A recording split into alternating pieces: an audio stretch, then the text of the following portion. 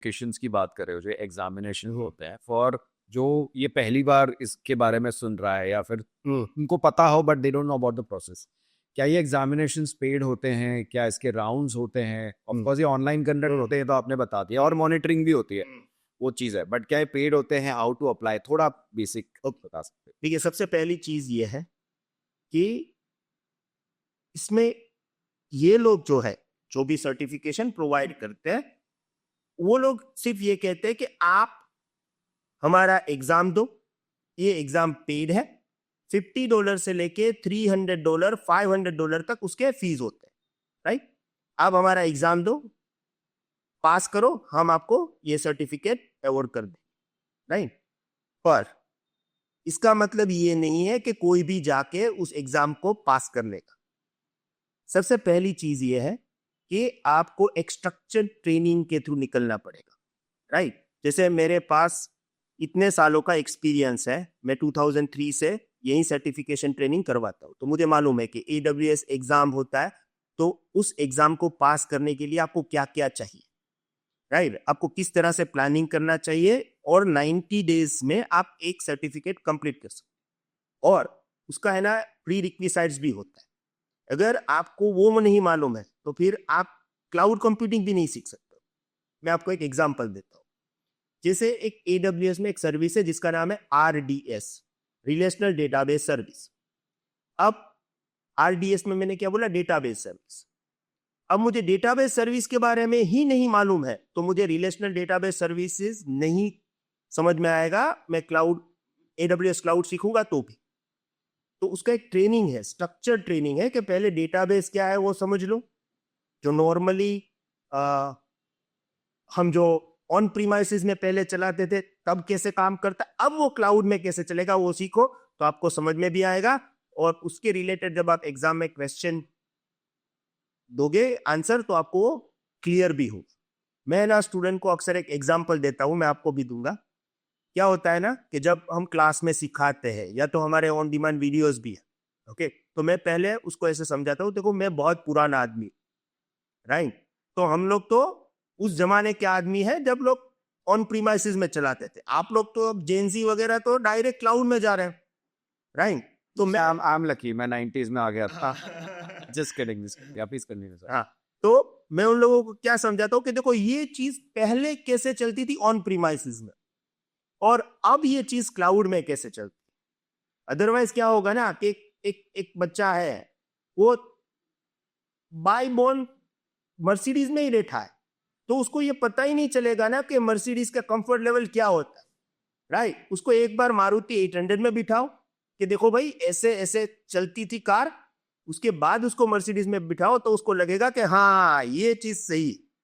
तो वही चीज है, हम लोग क्या करते हैं, उनको ये समझाते थे कि पहले इतने प्रॉब्लम्स थे जब आप ऑन प्रीमाइसेस में चीजें चलाते थे तब, अब ये सब चीजें सॉल्व हो चुकी है क्लाउड कंप्यूटिंग में।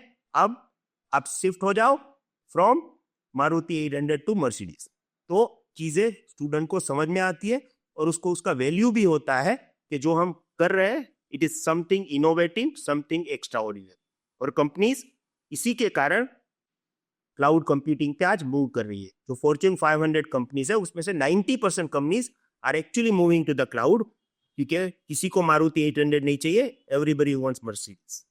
सर, ये जो आप डेटा की बात, जैसे क्लाउड डेटा, इसकी बार बार जैसे आप जिक्र कर रहे हैं, ऑफ कोर्स ये मैं पर्सनली भी कोरिलेट कर सकता हूँ, because being from a creative field, जैसे if I just speak about voice, और जैसे मूवीज वगैरह होती है, डेटा की कितनी बड़ी इंपॉर्टेंस है कि एक समय में, यहाँ तक कि आज के जो me being from the voice industry, हम जैसे ऑडियो को गूगल ड्राइव पे डाल देते हैं, कहीं पे डाल देते हैं, भेज देते हैं, वो कहते हैं आज जो पुराने आर्टिस्ट हैं, जो जिन्होंने 50-60s में जिनकी शुरुआत हुई थी इस इंडस्ट्री में, वो कहते हैं कितनी बड़ी सहूलियत है, हम बड़ी बड़ी कैसेट्स और सीडीज लेके जाया करते थे, आज आप 1 सेकंड में किसी को अपलोड करके भेज सकते हो। सही है। तो मूवीज का ये सब, मतलब ये जो इट्स ऑल इंटरकनेक्टेड, ये एक डेटा। और चीज मैं आपको बताऊं कि आगे क्या होगा उसके बारे में है। मैंने ये एक देखा था episode may be on the discovery channel और समथिंग। देखिए, अब तक जो हम यूज करते थे ना, जो ट्रेडिशनल स्टोरेज ना, पहले सालों पहले हम फ्लॉपी यूज करते थे, राइट? उसके बाद हम सीडी यूज करने लगे, फिर डीवीडी वगैरह आया, ओके। अब तो ठीक है, चलो अभी तो हम यूएसबी हार्ड ड्राइव पे डेटा स्टोर करते हैं, राइट। आगे जाके दिक्कत क्या होगी, मैं उसका एक एग्जांपल देता हूँ। मैंने ये देखा था डिस्कवरी चैनल पे, एक बंदा था, उसके पास बहुत पैसे थे, और उस बंदे ने क्या किया, अपनी सभी जो फाइनेंशियल डिटेल है ना, उसको फ्लॉपी ड्राइव में स्टोर करके रखा। अब मरते टाइम वो अपने बच्चों को फ्लॉपी देके चला गया कि देख भाई, मेरा जितना भी इन्वेस्टमेंट सब कुछ है ना, ये फ्लॉपी में है, तू देख लेना। और वो बंदा गया ऊपर। अब उसके बच्चा है ना, जो उसका बेटा था, वो फ्लॉपी लेके घूम रहा है। फ्लॉपी ड्राइव तो होना चाहिए ना। सोचो, आपने ड्राइव जिसमें डेटा स्टोर किया है, अब उसका ड्राइव नहीं। आप देखो आजकल सीडी ड्राइव कौन से लैपटॉप में, कंप्यूटर में आते हैं? कहीं नहीं। हाँ, आज हम हार्ड डिस्क में डेटा स्टोर करते हैं। हम ये बोलते हैं कि पहले यूएसबी सी था, यूएसबी ए है आज। अब आप सोचो कि यूएसबी ए सी अभी है, आपने हार्ड ड्राइव में अपना सब साउंड वगैरह जो भी स्टोर किया है, यूएसबी सी है, लेटेस्ट मान के चलो यूएसबी सी है।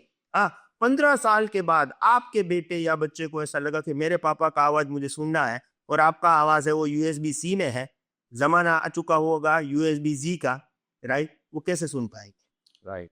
तो डेटा जो है ना, वो आप क्लाउड में रखोगे तो जिस तरह से इनोवेशन होगा उस तरह से। अगर गूगल ड्राइव में डेटा है, आप उसको 15, 20 साल, 25 साल तक से वापस ला सकते हो, और उसके लिए आपको कोई भी डिवाइस की जरूरत नहीं पड़ती है। तो ये एक मेन फैक्टर भी होने वाला है आगे जाके, कि मैं अपना डेटा जिस स्टोरेज में स्टोर करता हूं, उसके बाद वो एक्सेसिबल ही नहीं होगा, क्योंकि उसके रिलेटेड जो भी है वो सब चेंज हो चुके हैं।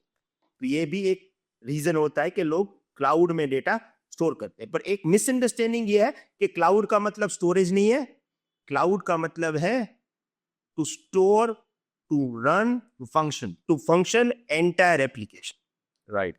तो सर, जैसे आपने बात की, ये जो डेटा की बात की, सर्वर की बात की, फंक्शनिंग की बात की, नाउ ऑफ कोर्स ये तो अभी का प्रेजेंट भी है, और मैं फ्यूचर भी मानता हूँ कि सारा काम एप्स के जरिए हो रहा है। चाहे हमारी मतलब डेली एक्टिविटीज होती है, एप्स उसका एक हिस्सा बन चुकी है। आपको रिमाइंडर्स भेजना, पुश नोटिफिकेशन जो आते हैं, ये भी एक फंक्शनैलिटी का पार्ट है। अब मतलब ये चीज की डिमांड तो है, इसकी डिमांड तो रहेगी। Now coming on the job scenario, why there is unemployment, या कहते हैं स्किल लेवल नहीं है, या कंपनीज कहती है कि कैंडिडेट्स जॉब रेडी नहीं है, इसकी क्या वजह है? What is, where is the gap in this? देखिए, सबसे पहली चीज तो मैं आपको बताऊं, हाँ, एक बात तो आप भी मानते होंगे ना कि पैसा वहीं पे करता है जिसको जरूरत होती। राइट। राइट। अगर मुझे कुछ चीज चाहिए तो मैं उसका पैसा पे करूंगा। आजकल कोई भी कंपनी जो है, वो जब कोई भी क्लाउड इंजीनियर या कोई भी आईटी फील्ड में हायरिंग करती है, ऑन एन एवरेज वो लोग 1 लाख रुपीस का खर्चा करते हैं, राइट। वो हायरिंग एजेंसीज को पैसे देते हैं। इसका मतलब तो ये हुआ ना कि जरूरत जो है वो कंपनीज को है। पैसा देने वाला कौन है? कंपनी है। कैंडिडेट नहीं दे रहा है, उसको जॉब की जरूरत नहीं है, कंपनीज पैसे दे रहे, राइट। तो वो प्रोसेस कैसे होता है, मैं आपको एक एग्जांपल देता हूँ। ये मैं आपको इसलिए एग्जांपल दे सकता हूँ क्योंकि मैंने ऐसे इंडक्शन ट्रेनिंग ली है कई सारी कंपनीज के लिए। इंडक्शन ट्रेनिंग में क्या होता है, कंपनीज जो है वो फ्रेशर को हायर करते हैं from the campus interviews, right. अब कंपनीज को मालूम है कि ये जो आया है उसको हमने हायर किया, वो सॉफ्ट स्किल या 2-3 बेसिक स्किल पे उसको हायर करता। फिर उनको पता चलता है कि भाई हमें इसको सिखाना पड़ेगा,